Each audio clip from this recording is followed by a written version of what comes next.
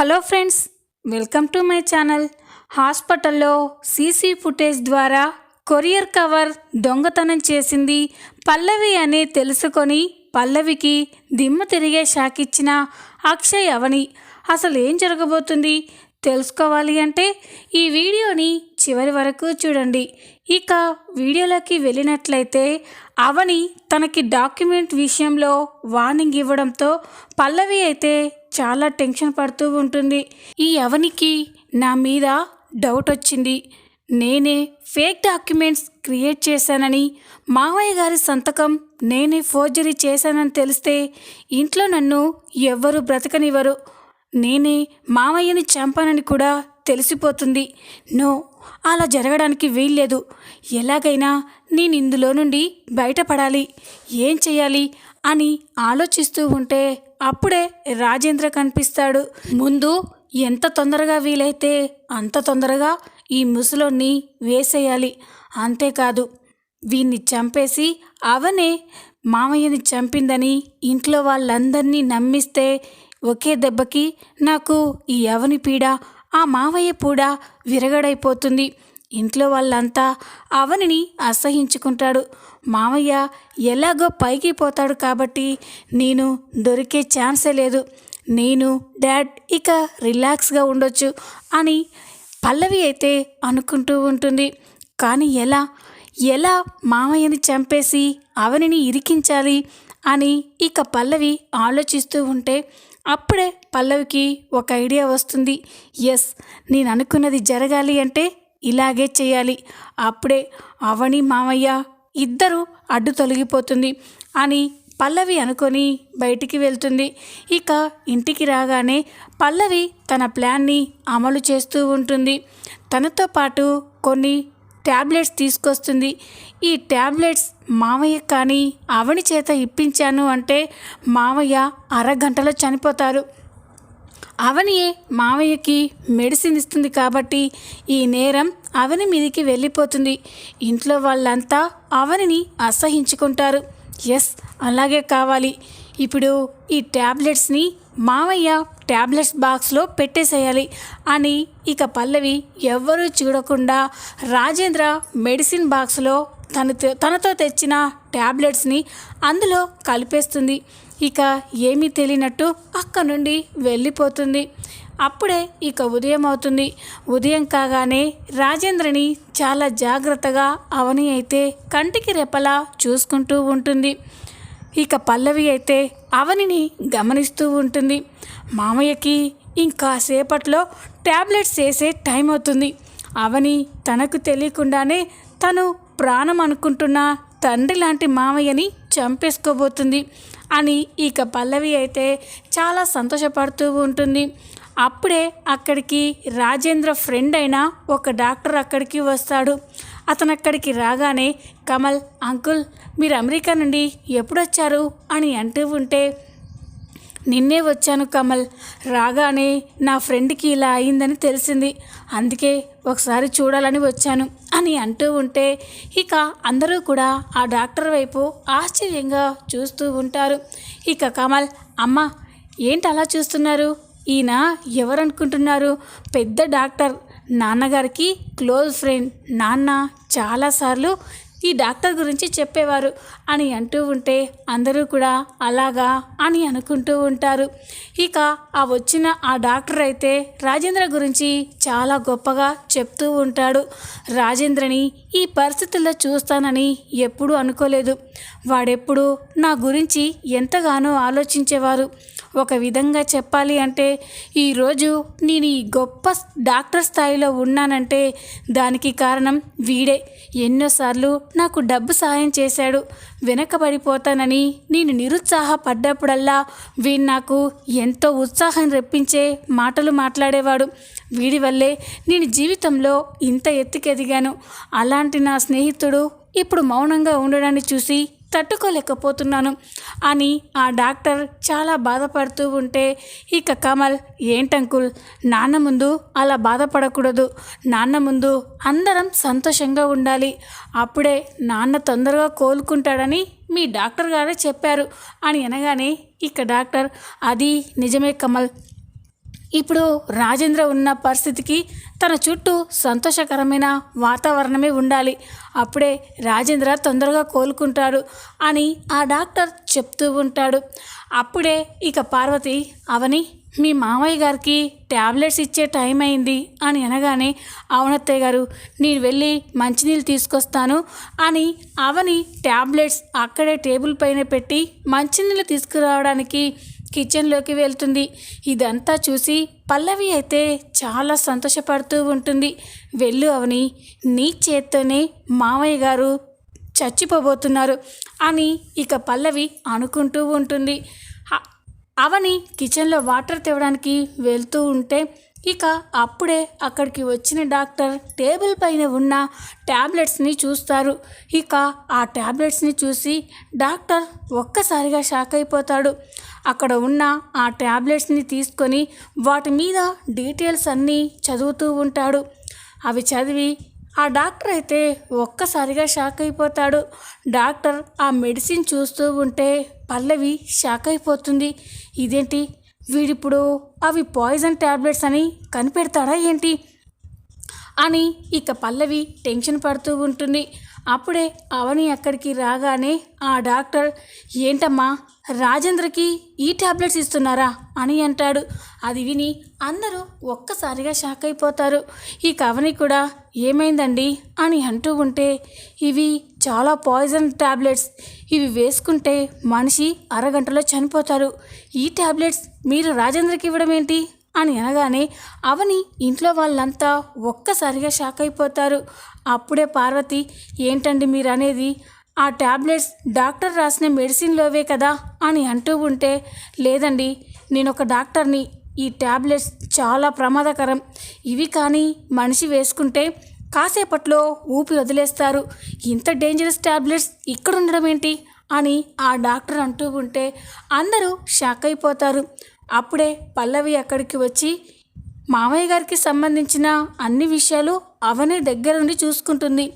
Medicine కూడా అవనియే ఇస్తుంది కదా, దీని గురించి అవనికే తెలియాలి అని అంటూ ఉంటే ఇంట్లో అందరూ కూడా షాక్ అయిపోతారు. పల్లవి, ఏం మాట్లాడుతున్నావు అని అంటూ ఉంటే, నేను నిజమే మాట్లాడుతున్నానక్క, లేకపోతే ఏంటి చెప్పు, మామయ్య గారిని కంటికి రెప్పలా నువ్వే దగ్గరుండి చూసుకుంటున్నావు, అత్తయ్య గారిని కూడా మామయ్య గారి దరిదాపుల్లోకి రానివ్వడం లేదు, మరి ఆ ట్యాబ్లెట్స్ అందులోకి ఎలా వచ్చాయో నీకే తెలియాలి కదా, నువ్వే మామయ్యని అని అంటూ ఉంటే, పల్లవి అని కమల్ గట్టిగా అరుస్తాడు. ఏంటి బావా, నేను ఉన్నది మాట్లాడినా ఎందుకు ఇలా అరుస్తున్నారు అని అంటూ ఉంటే ఇక అప్పుడే కమల్, మాట్లాడితే కాస్తైనా అర్థం ఉండాలి పల్లవి, వదిన నాన్నని హాస్పిటల్ నుండి ఇంటికొచ్చిన తర్వాత ఈ రోజు వరకు నాన్నని చంటి పిల్లల్లా దగ్గరుండి చూసుకుంటుంది. ఒక తల్లి తన బిడ్డని ఎలా చూసుకుంటుందో వదిన నాన్నని అంత ఆప్యాయంగా చూసుకుంటుంది. అలాంటి వదిన నాన్నని చంపేయాలని ఎందుకు అనుకుంటుంది అని అంటూ ఉంటే అప్పుడే పార్వతి, మరి ఆ పాయిజన్ ట్యాబ్లెట్స్ అందులోకి ఎలా వచ్చాయిరా అని పార్వతి అంటుంది. అమ్మ, అవి ఎవరో కావాలని వదిలిని ఇరికించడం కోసమే ఆ ట్యాబ్లెట్స్ అందులో పెట్టారనిపిస్తుంది, లేకపోతే వదిన నాన్నని ఏదైనా చెయ్యాలి అనుకుంటే ఎప్పుడో చేసేసేది. డాక్టర్ గారే చెప్తున్నారు కదా, ఈ ట్యాబ్లెట్స్ వేసుకుంటే అరగంటలో మనిషి చనిపోతారని, మరి ఇన్ని రోజులు వదిన అలాంటి ప్రయత్నం చేయకుండా ఇప్పుడే ఎందుకు చేస్తుంది, ఒక్కసారైనా ఆలోచించండి అని కమల్ కోపంగా మాట్లాడేసరికే పల్లవి అయితే షాక్ అయిపోతుంది. వీడు తింగరుడే అనుకున్నాం, కానీ వీడికి ఇన్ని తెలివితేటలు ఎక్కడి నుంచి వచ్చాయి, నేను దాన్ని ఇలాగైనా ఇరికించేయాలి అనుకున్నాను, కానీ ఇది కూడా ఫ్లాప్ అయిపోయింది అని పల్లవి అయితే కోపంగా అనుకుంటూ ఉంటుంది. ఇక అప్పుడే అవని, అత్తయ్య గారు మీరు ఏమన్నా అనుకోరి, నా బిడ్డ ఆరాధ్య మీద ప్రమాణం చేసి చెప్తున్నాను, నేను మామయ్య గారికి హాని చేయాలని ఎప్పుడూ అనుకోను, మామయ్య గారు నాకు తండ్రి లాంటివారు అని అంటూ ఉంటే ఇక అప్పుడే భానుమతి, మరి నా కొడుకు మీద ఇంతలా పగబట్టిన వాళ్ళెవరు అని అంటూ ఉంటే ఈ కావని, అమ్మమ్మగారు మీరేమీ బాధపడకండి, మామయ్య గారిని ఎవరు ఇలా బాధ పెడుతున్నారో తెలుసుకొని వాళ్ళకి తొందరలోనే బుద్ధి చెప్తాను అని అవని అంటూ ఉంటే ఇక కమల్, నీకు ఆ ఛాన్స్ ఇవ్వదురా, వాళ్ళెవరో తెలియాలి, నేనే వాళ్ళ ప్రాణాలు తీసేస్తాను, బ్రతికుండగానే నరకం అంటే ఏంటో చూపిస్తాను అని కమల్ అంటూ ఉంటే పల్లవి అయితే షాక్ అయిపోయి చూస్తూ ఉంటుంది. ఇంతలోనే ఇక రాత్రి అయిపోతుంది. రాత్రి కాగానే అవని తన గదిలో ఉండి జరిగిన విషయాలన్నీ గుర్తు చేసుకొని ఆలోచిస్తూ ఉంటుంది. అసలు నా చుట్టూ ఏం జరుగుతుంది? మామయ్య గారిని ఎవరు పదే పదే చంపాలని ప్రయత్నిస్తున్నారు? పల్లవి ఒక్కతే ఇంట్లో అలాంటి మైండ్ ఉన్న మనిషి. కానీ పల్లవిని అనుమానించడానికి ఎలాంటి ఆధారాలు లేవు కదా. కానీ ఎలా తెలుసుకోవాలి? అసలు ఆ రోజు ఎస్ఐ అభిరామ్ ఎవిడెన్స్ తీసుకొని ఇక్కడికి వస్తే అసలు నేరస్తులు ఎవరో బయటపడేది. కానీ అభి ఇక్కడికి రాకుండా యాక్సిడెంట్ అయ్యింది. అభి మాకు కొరియర్ చేసిన ఆ ఎవిడెన్స్ కూడా మిస్ అయిపోయాయి అని ఈ అవని ఆలోచిస్తూ ఉంటే అప్పుడే అవనికి ఒక ఆలోచన వస్తుంది. అవును, ఆ కొరియర్ ఎక్కడుంది? ఒకవేళ ఎవరైనా పొరపాటున ఆ కొరియర్ వాళ్ళదే అని తీసుకెళ్ళినా అది వాళ్ళది కాదని తెలిసాక వెంటనే మాకు రిటర్న్ చేయాలి కదా. ఒకవేళ మళ్ళీ హాస్పిటల్కి వచ్చి ఆ కొరియర్ని హాస్పిటల్లో ఇచ్చి వెళ్ళుంటారా? తెలుసుకోవాలి అని అవని ఆలోచిస్తూ ఉంటే అప్పుడే అక్షయ్ అక్కడికి వస్తాడు. ఏంటవని అంతలా ఏం ఆలోచిస్తున్నావు అని అంటూ ఉంటే అదేనండి, అభిరామ్ గారు మనకి మావయ్య కేసుకి సంబంధించిన ఏవో ఎవిడెన్స్ కొరియర్ చేశారని తెలుసు కదా అని అంటూ ఉంటే అవునవని ఆ కొరియర్ ఆ రోజు హాస్పిటల్లోనే మిస్ అయింది కదా అని అంటూ ఉంటే మీరు ఒక్కసారి ఆలోచించండి. ఆ కొరియర్ మీకొచ్చింది, అది పొరపాటున తమదే అనుకొని హాస్పిటల్లో ఎవరైనా తీసుకెళ్ళొచ్చు. కానీ వాళ్ళది కాదని తెలిసాక వెంటనే రిటర్న్ చేయాలి కదా. ఇప్పటి వరకు ఎందుకు ఆ కొరియర్ మళ్ళీ మన చేతికి రాలేదు అని అంటూ ఉంటే అక్షయ్ కూడా ఆలోచిస్తూ ఉంటాడు. నువ్వు చెప్తూ ఉంటే నాకు డౌట్ వస్తుందవని అని అంటూ ఉంటే ఇందులో డౌట్ రావాలండి. ఎందుకంటే అసలు ఆ కొరియర్ ఎవరైనా పొరపాటున తీసుకెళ్లారా, లేకపోతే మనల్ని ఫాలో అయ్యి ఆ నేరస్తులు అదే మామయ్యని చంపాలనుకున్న వాళ్ళు ఆ కొరియర్ని తీసుకుని ఉంటారా అని అనగానే ఈ అక్షయ్ ఒక్కసారిగా షాక్ అయిపోతాడు. ఏంటవని ఏమంటున్నావు నువ్వు అని అంటూ ఉంటే అవునండి, ఇదంతా చూస్తుంటే ఆ నేరస్తులే మన దగ్గర ఉన్న కొరియర్ని కొట్టేశారనిపిస్తుంది అని అంటూ ఉంటే కానీ ఎలా తెలుసుకోవడం అని అక్షయ్ అంటాడు. రేపు ఒకసారి మనం అభి ఉండే హాస్పిటల్కి వెళ్దాం. అక్కడ పొరపాటున ఎవరైనా తీసుకెళ్ళి ఉంటే మళ్ళీ ఆ కొరియర్ని హాస్పిటల్లోనే రిసెప్షన్లో వెళ్ళి ఇచ్చేసి ఉంటారు. అలా కొరియర్ రిటర్న్ రాలేదు అంటే ఖచ్చితంగా అది నిందితులే తీసుంటారు.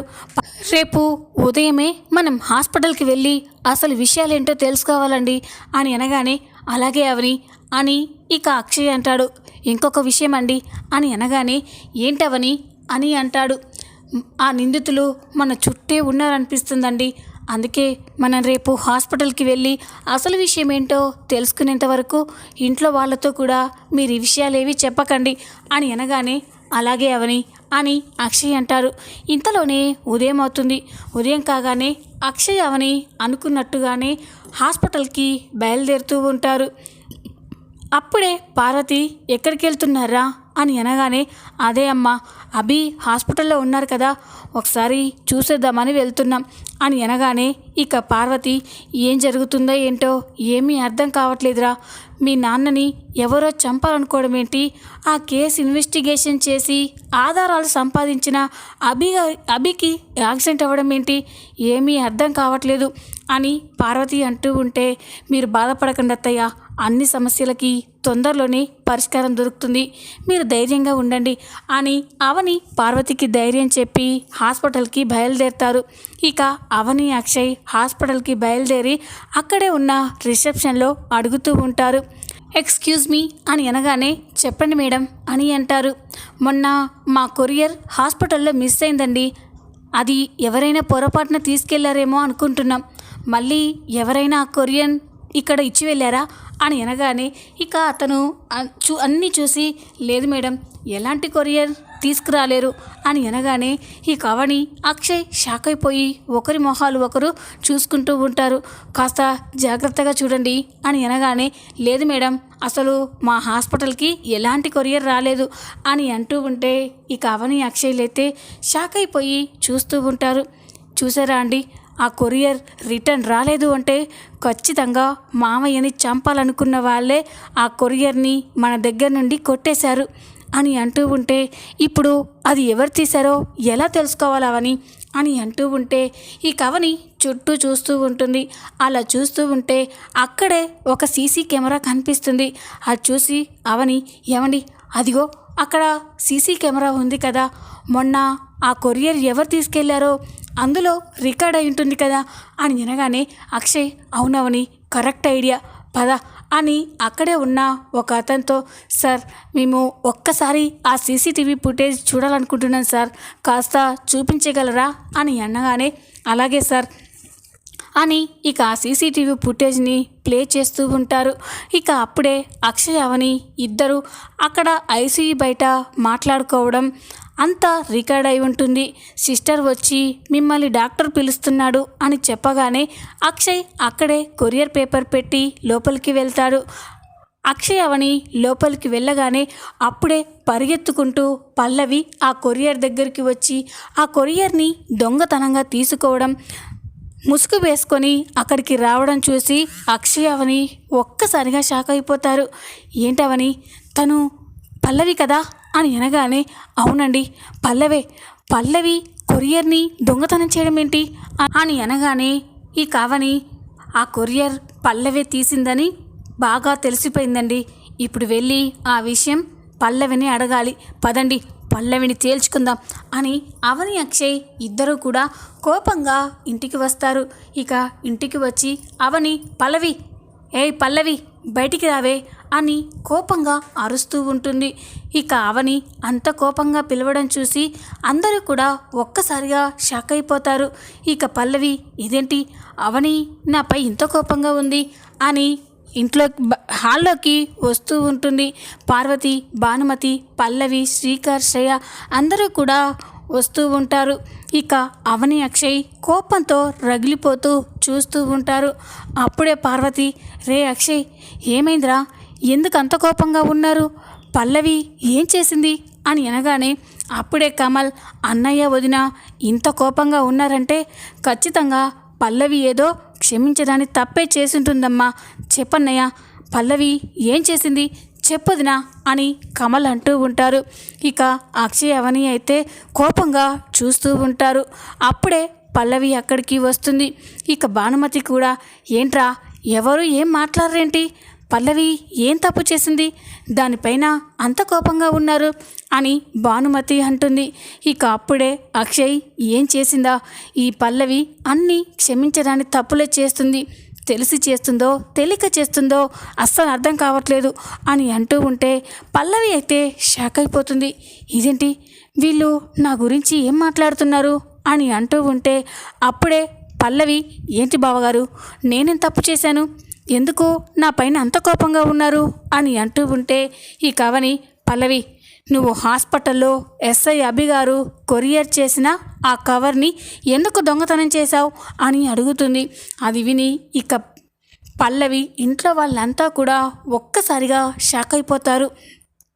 ఇక అప్పుడే కమల్ ఏంటదినా అభి పంపించిన ఎవిడెన్స్ని ఈ పల్లవి దొంగతనం చేసిందా అని అంటూ ఉంటే ఇక పల్లవి లేదు బావా లేదు, ఈ అవని అనవసరంగా నన్ను ఇరికించాలని ఇలా అబద్ధాలు చెప్తుంది, నాకు దీనికి ఎలాంటి సంబంధం లేదు, నాకు ఆ కొరియర్తో ఏంటి పని అని అనగానే ఇక అక్షయ్ పల్లవి ఇంకా దొంగ నాటకాలు ఆడకు, నువ్వే ఆ కవర్ని దొంగతనం చేశావు, మర్యాదగా ఆ కవర్ ఎక్కడుందో ఇవ్వు అని అక్షయ్ అనగానే ఇక పల్లవి అయితే చాలా టెన్షన్ పడుతూ ఉంటుంది.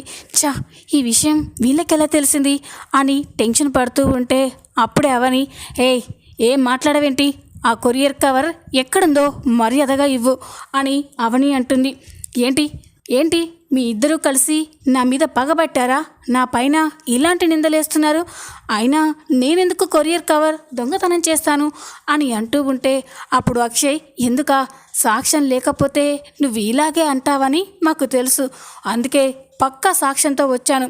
కావాలంటే ఒకసారి ఈ వీడియో చూడండి అని ఇక అక్షయ్ తన ఫోన్లో ఉన్న వీడియోని ప్లే చేసి అందరికీ చూపిస్తూ ఉంటాడు. ఇక ఆ వీడియోలో అక్షయ్ టేబుల్ పైన పెట్టిన కొరియర్ కవర్ని పల్లవి దొంగతనం చేయడం, దొంగ చూపులు చూస్తూ ఎవ్వరూ చూడకుండా హాస్పిటల్ నుండి బయటికి వచ్చడం అంతా రికార్డ్ అయి ఉంటుంది. తన బండారం మొత్తం బయటపడడంతో పల్లవి అయితే ఒక్కసారిగా షాక్ అయిపోతుంది. ఇక కమల్ కూడా, ఇంతసేపు అబద్ధమని చెప్పావు కదా, మా అన్నయ్య వదిన నీ పైన నిందలు వేస్తున్నారన్నావు కదా, ఇప్పుడేమంటావే? వాళ్ళు కాదు, నేను అడుగుతున్నాను. చెప్పవే, ఆ కొరియర్ కవర్ని ఎక్కడ దాచిపెట్టావు? అసలు అందులో ఏమున్నాయి అని కమల్ అయితే పల్లవి పైన సీరియస్ అవుతూ ఉంటాడు. ఇక పల్లవి చాలా టెన్షన్ పడుతూ భయపడిపోతూ ఉంటుంది. చూద్దాం రాబోయే ఎపిసోడ్లో ఏం జరగబోతుందో. ఈ వీడియో కనుక మీకు నచ్చినట్లయితే లైక్ చేయండి, సబ్స్క్రైబ్ చేసుకోండి. Thanks for watching.